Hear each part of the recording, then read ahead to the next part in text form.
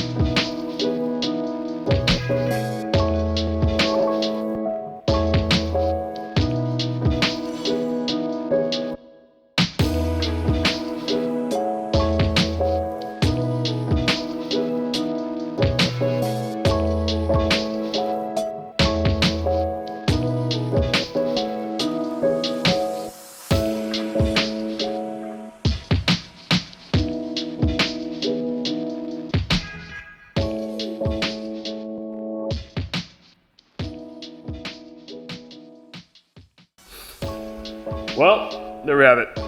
Both blocks torn apart, ready for cleaning, machine shop, and head work. Well, as much head work as I'm allowed to do on the K block, which is almost none. LS block, 200,000 miles on it, but it looks all right.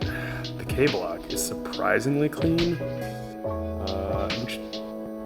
which does make me wonder why pistons 2 through 4 have such bad valves.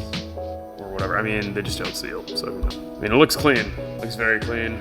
It's barely anything. The head itself, all the components, extremely clean.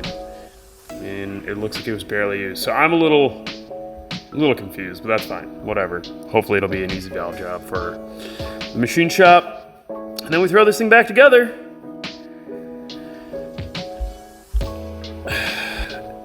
And yeah, start building up the chassis for the NC, I guess. Yeah, so stay tuned. Like and subscribe if you want to see a K24 running in an NC. If you don't,